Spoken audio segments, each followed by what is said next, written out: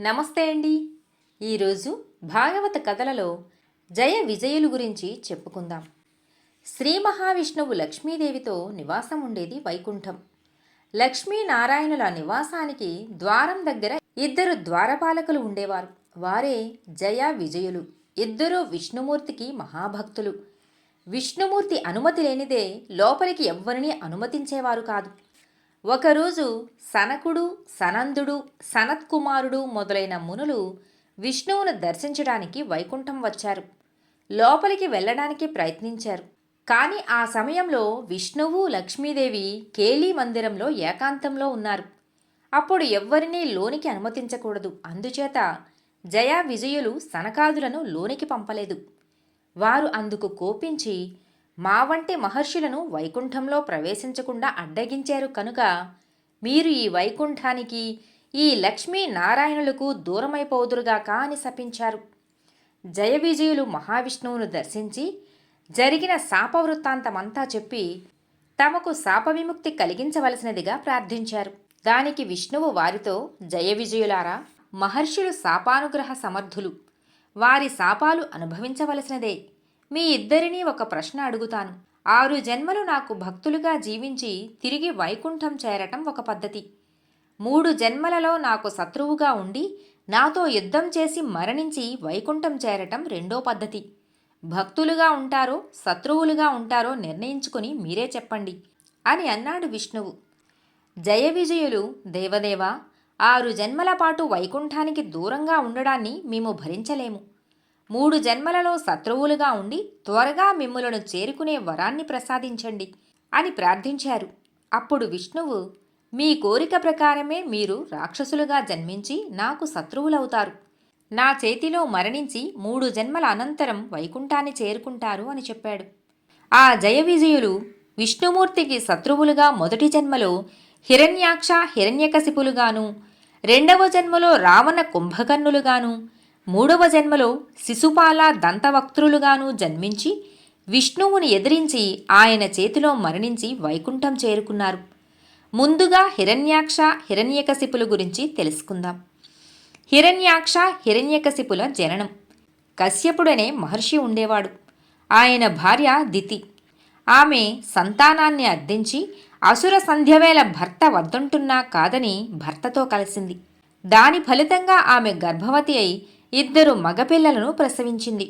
వారే హిరణ్యాక్ష, హిరణ్యకశిపులుగా జన్మించిన జయ విజయులు.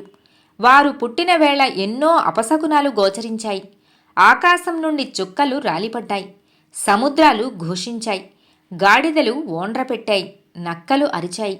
దితికి జన్మించారు కనుక వారిని దైత్యులు అంటారు. వరాహావతారం, హిరణ్యాక్షుని వధ.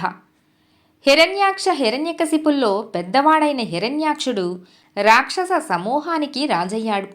బ్రహ్మను గురించి తపస్సు చేసి గొప్ప వరాలను పొందాడు. ఆ వరాల ప్రభావంతో మునులను వేధించేవాడు, దేవతలను బాధించేవాడు. భూమి మీద జరిగే యజ్ఞయాగాదుల వలన దేవతలకు శక్తి కలుగుతుంది కాబట్టి దేవతలను బలహీనులుగా చేయాలంటే భూమిని లేకుండా చేయటమే మంచి మార్గమని ఆలోచించాడు. వెంటనే భూమిని పైకెత్తి మహాసముద్రంలోకి విసిరివేశాడు. భూమి సముద్ర గర్భంలోకి చేరింది. భూమి మీద నివసించే జీవరాశి అంతా తల్లడిల్లింది. దేవతలు ఆ అపాయాన్నించి గట్టెక్కించమని విష్ణువుని వేడుకున్నారు. ఆ మహావిష్ణువు వరాహావతారాన్ని ధరించాడు. బలమైన కోరలతో, పొడవైన మూతితో జనించిన వరాహరూపం తన రూపాన్ని పెంచుకున్నది. సముద్రంలో ప్రవేశించి భూమిని తన కోరలతో పైకెత్తింది. ఆ సమయానికి హిరణ్యాక్షుడు అక్కడికి వచ్చి ఆ వరాహాన్ని అడ్డుకున్నాడు. వరాహ రూపంలో ఉన్న నారాయణునికి, హిరణ్యాక్షునికి మధ్య భీకరమైన యుద్ధం జరిగింది. ఆ యుద్ధంలో వరాహస్వామి తన కోరలతో హిరణ్యాక్షుని చీల్చివేశాడు. అతనిని సంహరించి భూమిని తన కోరలతో పైకి లేపి తెచ్చి యథాస్థానంలో నిలబెట్టాడు. హిరణ్యాక్షుని చంపి భూమిని కాపాడినందుకు దేవతా సమూహం సంతసించింది. సమస్త జీవరాశులు ఆనందించాయి. ఇక హిరణ్యకశిపుని కథ, ప్రహ్లాద చరిత్ర. శ్రీహరి వరాహరూపం ధరించి తన అన్న హిరణ్యాక్షుణ్ణి సంహరించాడని తెలుసుకున్న హిరణ్యకశిపుడు అగ్గి మీద గుగ్గిలమయ్యాడు.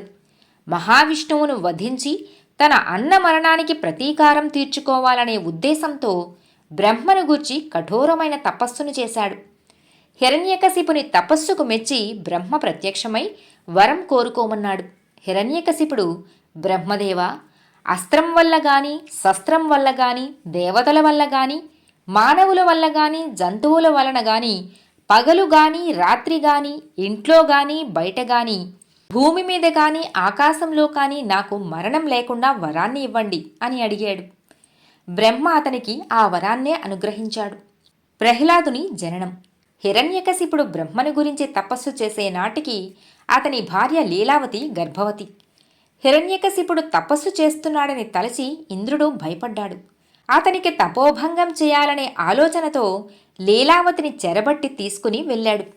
ఆ సమయంలో అతనికి ఎదురుపడ్డ నారదుడు లీలావతిని హింసించడం పాపకారణమని హితబోధ చేసి, లీలావతి గర్భంలో పెరిగే బాలుని వలననే హిరణ్యకశిపుడు మరణిస్తాడని చెప్పి ఆమెను విడిపించాడు. నారదుడు లీలావతిని తీసుకుని వెళ్ళి తన ఆశ్రమంలో ఉంచాడు. ఆమె గర్భంలో పెరుగుతున్న బాలునకు నారాయణ మంత్రాన్ని ఉపదేశించాడు. విష్ణుమూర్తి కథలను వినిపించాడు. నారదుని బోధనలతో గర్భంలో ఉండగానే శిశువు విష్ణుభక్తిని అలవరుచుకున్నాడు. నెలలు నిండిన తరువాత లీలావతి ప్రసవించింది. ఒక బాలుని కన్నది. అతడే ప్రహ్లాదుడు. హిరణ్యకశిపుడు దేవతలను జయించుట. బ్రహ్మ నుండి వరాన్ని పొందిన హిరణ్యకశిపునికి అంతఃపురంలో లీలావతి కనిపించలేదు. ఆ సమయానికే నారదుడు లీలావతిని తీసుకుని వచ్చి బిడ్డతో సహా హిరణ్యకశిపునికి అప్పగించాడు. ఇంద్రుడు తనను చెరపట్టిన విషయాన్ని, నారదుడు తనను రక్షించిన విషయాన్ని లీలావతి భర్తతో చెప్పింది. తన భార్యా బిడ్డలను కాపాడి క్షేమంగా అప్పగించినందుకు హిరణ్యకశిపుడు నారదునికి కృతజ్ఞతలు తెలియజేశాడు. తన భార్యను అపహరించినందుకు ఇంద్రునిపై ఆగ్రహించిన హిరణ్యకశిపుడు స్వర్గం మీదకు దండెత్తి వెళ్ళాడు. బ్రహ్మ ప్రసాదించిన వరప్రభావం చేత దేవతలు హిరణ్యకశిపుని ఎదిరించలేకపోయారు. అతని చేతిలో పరాజితులై స్వర్గాన్ని విడిచి పారిపోయారు. ఇంద్రుని కోసం హిరణ్యకశిపుడు లోకాలన్నీ గాలించాడు. ఎక్కడా కనిపించలేదు. ఇంద్రుడు అక్కడా తిరిగి తనను రక్షించేవారు కనిపించక వైకుంఠం చేరుకున్నాడు. మహావిష్ణువును దర్శించి హిరణ్యకశిపుని బారి నుండి రక్షించమని వేడుకున్నాడు. అతనికి బ్రహ్మవరం ఉంది. ఆ వర ప్రభావంతో విర్రవీగుతున్నాడు. సమయం కోసం ఎదురు చూడటం తప్ప ప్రస్తుతానికి ఏమీ చేయలేము అని విష్ణువు ఇంద్రునితో చెప్పాడు. కాసేపటికే ఇంద్రుని వెతుక్కుంటూ హిరణ్యకశిపుడు వైకుంఠానికి వచ్చాడు. విష్ణుమాయచే ఇంద్రుడు గాని విష్ణువు గాని హిరణ్యకశిపునికి కనిపించలేదు. విష్ణువు కూడా తనకు భయపడి పారిపోయాడని హిరణ్యకశిపుడు భావించాడు. విజయగర్వంతో తన నగరానికి చేరుకున్నాడు. అప్పటి నుండి అహంకారంతో హిరణ్యకశిపుడు మునులను బాధించాడు. విష్ణు భక్తులను చిత్రహింసలు పెట్టాడు. తానే దేవుడిని అని తననే పూజించాలని ఆజ్ఞాపించాడు. ప్రహ్లాదునికి విద్యాభ్యాసం చేయవలసిన వయసు వచ్చింది. హిరణ్యకశిపుడు రాక్షస గురువులైన చండామార్కులను పిలిచి విద్యలన్నింటినీ నేర్పమని ప్రహ్లాదుని వారికి అప్పగించాడు. చండామార్కులు ప్రహ్లాదుని తమ గురుకులానికి తీసుకుని వెళ్ళి తక్కిన రాక్షస కుమారులతో పాటు విద్యను బోధించసాగారు. కాని ప్రహ్లాదుడు విష్ణునామాన్నే జపించేవాడు. తోటి విద్యార్థులకు విష్ణువును గురించే చెప్పేవాడు. రాక్షసులకు శత్రువైన విష్ణువును జపించకూడదని గురువులు ప్రహ్లాదునికి ఎంతో చెప్పారు. ప్రహ్లాదుడు మాట వినలేదు, జపించటం మానలేదు. కుమారుని విద్యాభ్యాసం ఎలా జరుగుతుందో తెలుసుకుందామని హిరణ్యకశిపుడు అనుకున్నాడు. ప్రహ్లాదుని తీసుకుని రమ్మని గురువులకు కబురు చేశాడు. తన వద్దకు వచ్చిన ప్రహ్లాదుడు విష్ణుభక్తితో ఉన్నాడని గ్రహించాడు. గురువులను అదే విషయమై ప్రశ్నించాడు. అతనికి బుద్ధి చెప్పి తీసుకువస్తామని చండామార్కులు ప్రహ్లాదుని మరలా తీసుకుని వెళ్ళిపోయారు. ఈసారి కూడా అతనిలో మార్పు తీసుకుని రాలేక రాజును దర్శించి తమ అసహాయతను తెలియజేశారు చండామార్కులు. ప్రేమతో కాక భయపెట్టి ప్రహ్లాదుణ్ణి తన దారికి తెచ్చుకోవాలనుకున్న హిరణ్యకశిపుడు అతనిని శిక్షించమని భటులను ఆజ్ఞాపించాడు. వారు ప్రహ్లాదుణ్ణి పాముల చేత కరిపించారు. కొండ మీద నుండి త్రోసివేశారు. ఏనుగుల చేత త్రొక్కించారు. ఎన్ని రకాలుగా ప్రయత్నించినా భటులు ప్రహ్లాదునికి ఎలాంటి అపాయము కలిగించలేకపోయారు. విష్ణుమూర్తి ప్రహ్లాదునికి అండగా నిలబడ్డాడు కాబట్టే అతనికి ఏ ప్రమాదమూ జరగలేదు. అన్ని విషయాలు భటులు రాజుకు తెలియచేశారు.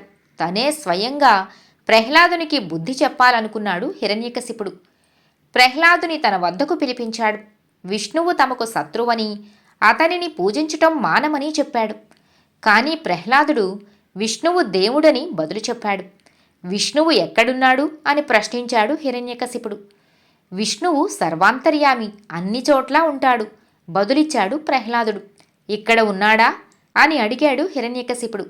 ఎక్కడ వెదికినా కనిపిస్తాడు.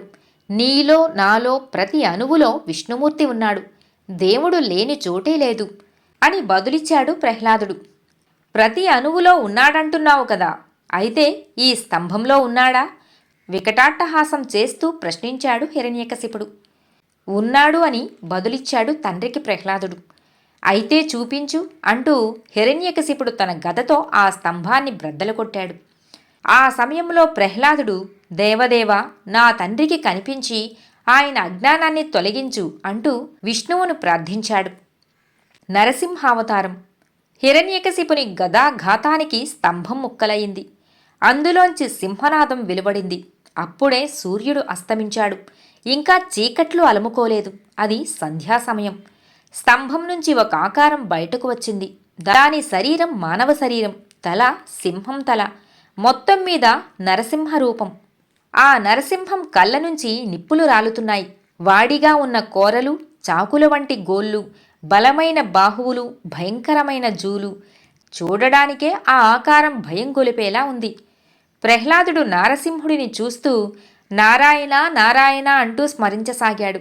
నరసింహునిగా స్తంభం నుండి బయటకు వచ్చిన ఆ భయంకరాకారాన్ని చూసి మహావీరుడైన హిరణ్యకశిపుడు కూడా నిశ్చేష్టుడయ్యాడు. నరసింహమూర్తి కోపంతో హిరణ్యకశిపుని ఒడిసి పట్టుకున్నాడు. ద్వారం దగ్గరకు తీసుకుని వెళ్ళి గడపపై కూర్చున్నాడు. హిరణ్యకశిపుని తన తొడలపై ఉంచుకుని గిలగిలా కొట్టుకుంటున్న అతని పొట్టను గోళ్లతో గుచ్చి కడుపు చీల్చి ప్రేగులను బయటకు లాగాడు. ప్రేగులను తన మెడలో దండలుగా అలంకరించుకున్నాడు. అంతటితో హిరణ్యకశిపుడు మరణించాడు. అది సంధ్యాసమయం. రాత్రి కాదు, పగలు కాదు. చంపింది నరసింహుడు. మనిషి కాదు, జంతువు కాదు, దేవత కాదు. మూడింటి సమాహార రూపం. చంపింది గడపలో, అది ఇల్లు కాదు, ఆరుబయట కాదు. చంపింది నరసింహమూర్తి తన తొడలపై ఉంచుకుని, అది భూమి కాదు, ఆకాశం కాదు. చంపింది అస్త్రంతో కాదు, శస్త్రంతో కాదు, గోళ్లతో. ఈ విధంగా బ్రహ్మ హిరణ్యకశిపునికి ఇచ్చిన వరానికి భంగం కలుగకుండా విష్ణువు నరసింహావతారాన్ని ధరించి హిరణ్యకశిపుని సంహరించాడు. దేవతలు ఆకాశం నుంచి నరసింహమూర్తిపై పూలవాన కురిపిస్తూ స్తోత్రాలు చేశారు.